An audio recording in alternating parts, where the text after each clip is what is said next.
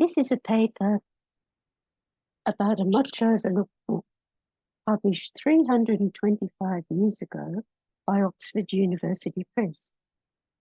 The Catalogue of 1697, also known as the Oxford Catalogue or Bernard's Catalogue, began in 1691-92 simply as a project to catalogue and print the manuscripts in the Bodleian Library at Oxford. Yet by the time the book was published, the Bodleian Manuscript Project would have been transformed into a catalogue of 30,000 manuscripts, listing those held in libraries in Oxford, Cambridge, and across England and Ireland, producing a work that Richard Sharp described as an achievement not to be matched for centuries. So the first question is, how had this occurred? In the earlier stages of the project, two factors were of great significance. And the first of those factors was that the Bodleian librarian, Thomas Hyde, had already refused to have anything to do with the project. Having already published a catalogue of the Bodleians' printed books, Hyde then, with great reluctance, agreed to oversee the preparation of a draft manuscript catalogue, now known as the 1686 catalogue. But that was as much as he would do, and he refused to participate further. Though at first it seemed that without Hyde's leadership, the Bodleian manuscript catalogue would never be published, it is also true that if Hyde had led the project, he would probably have limited its scope just to the Bodleian manuscripts. And the second relevant factor is that those who wished to be involved in the project now soon disagreed on how the Bodleian manuscripts should be catalogued. The eminent scholar Edward Bernard, who became the official editor of the project, wrote to his friend Thomas Smith in June 1692 that the Bodleian manuscript project stops because they would be more curious and research the books again, so that I fear our pittance of life will not obtain that side. As I've argued in the paper that Fiona referred to earlier, the outcome of this situation was, I believe, that the existing catalogue, that is the 1686 catalogue, would continue to be used as the basis of the Bodleian printed catalogue, and the younger scholars participating in the project would be allowed to recatalogue a few important collections that the 1686 catalogue had overlooked. And the first of these recatalogue collections was to be the manuscript collection of the renowned 17th century antiquary Roger Dodsworth, to be recatalogued from a single line entry in the printed 1686 catalogue. And you can see there the single line entry is marked as 3881.1, the Dodsworth collections, and this entry is in the collection of Sir Thomas Fairfax. And this is all it got in the 1686 catalogue.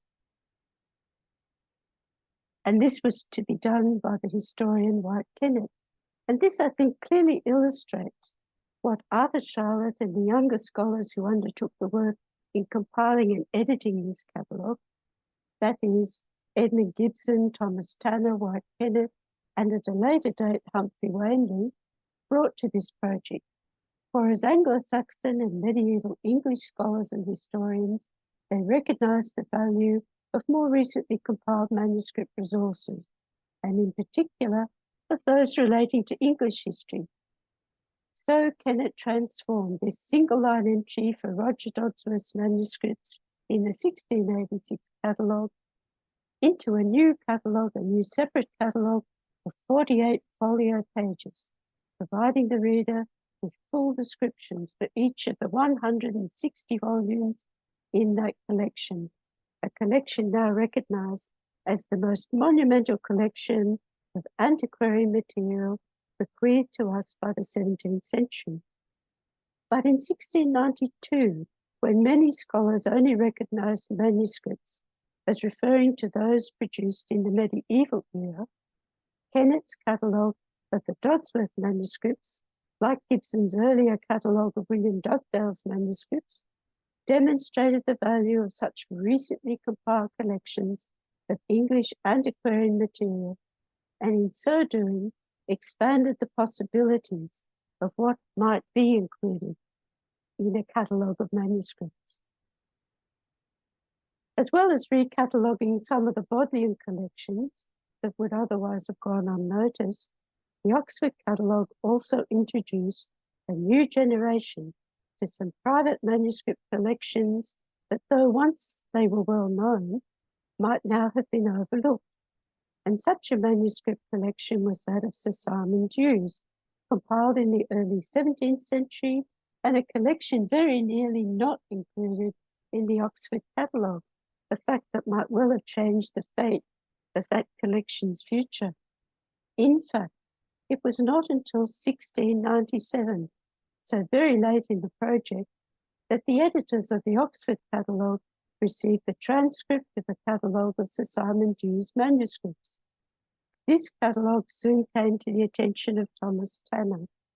On reading it, Tanner observed, "Truly there are a great many choice books, and some indeed that I feared were lost in this study of Mr. Dew's," after which Tanner expressed the hope that the then owner would donate the collection to some public library for the benefit of scholars and as a monument to his grandfather's memory. Comments Tanner may well have shared at that time with Humphrey Wanley. And there is no doubt that in 1697, Wanley became very familiar with the printed catalogue of this collection, for he was then compiling the indexes for the last of these manuscript catalogues. Of course, in this period, the fate of many private collections was, when they came to be sold, that they were far more likely to be scattered than to be kept together. And as Dew's grandson, the then owner of the collection, was always chronically short of money, and indeed I think he died in debtor's prison, this could well have been the fate of Dew's manuscripts without the intervention of Humphrey Wanley. Just a few years later, in 1703, as Wanley endeavoured to make himself useful to his future patron, Sir Robert Harley, he wrote to Harley, suggesting that he would be able to negotiate the purchase of that collection on favourable terms. Harley accepted, and so in 1705, Sir Simon Dew's collection of manuscripts became the first major manuscript collection for the Harleian Library, a library that in turn became one of the foundation collections of the British Museum in 1753. In many ways, the Oxford Catalogue of Manuscripts resembled a bibliographic database, for it was comprehensive, listing over 30,000 manuscripts held in above 100 collections across England and Ireland. Secondly, as a printed work, it was widely distributed, and if you can imagine at this time, most of the manuscript catalogues were incomplete handwritten lists held within libraries, which you may or may not be able to gain access to, and there were just the occasional transcript held in the papers of some scholars. In such circumstances, the printing of a catalogue listing 30,000 manuscripts in above 100 libraries was transformative. And thirdly, like a bibliographic database, this information was readily searchable through the 5 indexes, one for each of the 5 sections of the volume. So that is the Bodleian collection, the Oxford College libraries, the Cambridge libraries, and separately the private and institutional libraries in England and in Ireland. As many of you will know, the index has a long history, stretching back above 800 years to the medieval codex, and possibly never more important than it is today in the digital age. Indexes were, of course, a part of the book production in the 17th and 18th centuries, and when the original plans for an index to the Oxford Catalogue fell through, early in 1696, this work was transferred to the young Humphrey Wanley. Work on those 5 indexes progressed slowly, but Gibson, for one, was in no doubt of the necessity of including an index in this work. As he wrote to a friend in June 1696, our Oxford catalogue goes slowly on, the index taking up more time than was at first expected.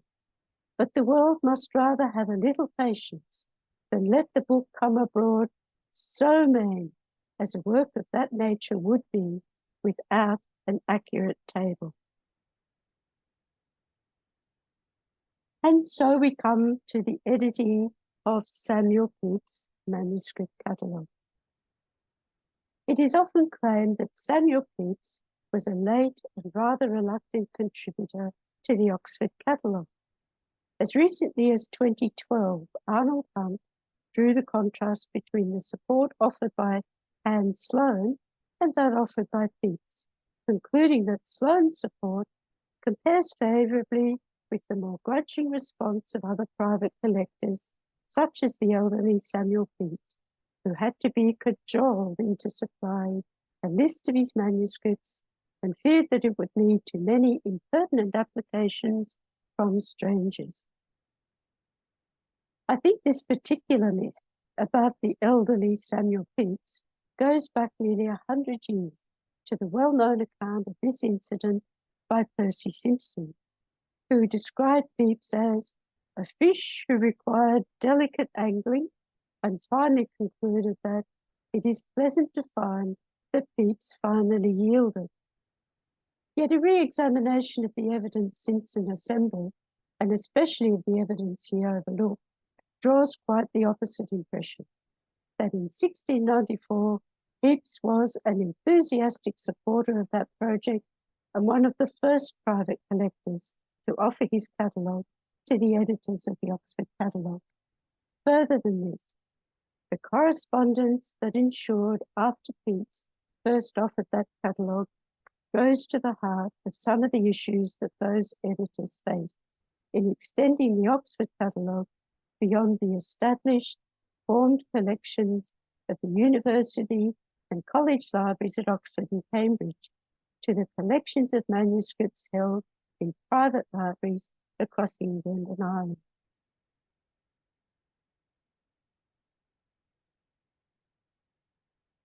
The first letter that Simpson overlooked was Gibson's letter to Charlotte of the 13th of July, 1694.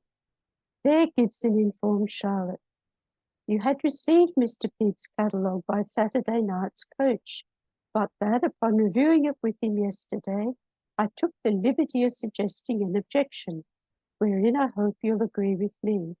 Amongst other manuscripts, which indeed are all exceeding valuable, he has 10 large volumes, barely writ, consisting of original letters, instruments, etc., collected with great care and judgment." So the question at issue was not whether Pepys would contribute a catalogue or not, but the itemizing of Pepys himself had collected, which, as you can see from this enlargement of the first page of the printed catalogue for Pepys manuscripts, is actually here and finally printed as item 2, 6717.2. And this is the item that Gibson is discussing in his letter to Charlotte. As Gibson continued, such is his modesty that he had concluded them all under this scanty title, Miscellanies, Historical, Political, and Naval, in 10 volumes. It was natural for anyone to urge that Miscellanies was too mean a title for so regular a collection, and that the word originals, or something to express the real value of them, ought to be inserted. I told him likewise that in my opinion he could neither do justice to himself nor so much service to the world as would necessarily follow upon the mention of such a body of rarities, unless he published every distinct head through the whole 10 volumes. And if he agrees to it, I am satisfied there's nothing in England can pretend to equal it. 'Twill be, in my mind, one of the greatest ornaments our catalogue will have. In short, I would not bring it away till he had considered further of it. So as early as the middle of July 1694, Heape's catalogue of manuscripts was ready to send to Oxford for printing, and Gibson held it back on account of the second item listed in that catalogue, which he believed should be itemised in full. And indeed, this has now been done in the volume of modern manuscripts in the catalogue of Heape's library at Magdalen College, Cambridge, where a miscellany of matters, historical, political, and naval, contains much of the material Heape is thought to have collected for his long-cherished plan to write the history of the British Navy. Excuse me, Debbie, that's 5 minutes. Thank you. And so it seems to me, the image we should be focusing on here is that of a dialogue between the young Edmund Gibson, a scholar currently editing a new edition of Camden's Britannia, and the much older Samuel Pepys, a man of business, now out of favour and recently imprisoned twice. Yet Pepys knew that his greatest defence against those who would seek to attack him or to have him imprisoned was his unrivalled mastery of the documentation and records that he had so meticulously collected on the history of the British Navy and his own part in that development. Eventually, to resolve the matter of the catalogue, Pepys invited Gibson to visit his library and for a closer inspection of these particular volumes, after which Gibson wrote to Charlotte that he was now fully convinced of the inconvenience of too particular a catalogue, for apart from the manifest danger of a great many trifling applications, the subject of several of them is such as renders it unsafe to lay them too plainly open. And surely this is a far more interesting story than that Pepys was a late and reluctant contributor to the Oxford Catalogue. Without doubt, medieval manuscripts did predominate in the catalogues of the Oxford and Cambridge College libraries, but in the latter sections of the Oxford Catalogue, those of the many private collections included considerable numbers of modern manuscripts and papers. Though often overlooked, this is the point at the very heart of Gibson's conversations with Pepys in the course of 1694, for it was younger scholars like Gibson and Kenneth who were amongst the first to recognise the immense and enduring value of collections so recently compiled by antiquaries and collectors like Dodsworth, Dugdale, Pepys and Evelyn. And so I would argue that the Oxford Catalogue also marked a significant point in the trajectory leading to the founding of the British Museum. We have already seen how effectively Humphrey Manley was able to use what he had learned while working on the Oxford Catalogue in the subsequent decade. And I think this was also an important project for Hans Sloane, whose many collections also became foundation collections of the British Museum. Through internal evidence, M.A.E. Nixon has demonstrated that Sloane's first manuscript catalogue was drafted sometime in 1694. But the external evidence for Sloane's involvement in this project also identifies 1694 as a significant year, for in 1694, Sloane was also Secretary of the Royal Society and interested in reviving the Society's journal Philosophical Transactions. And of course, it was through Philosophical Transactions that the editors of the Oxford Catalogue began advertising for catalogues of manuscripts in private collections, after which Sloane submitted a small catalogue of 264 manuscripts, and with the friendship and assistance of quite a few of these Oxford editors, went on to build a manuscript collection now known as British Library Sloane, Sloane Manuscripts 1 to 4,100. Thank you.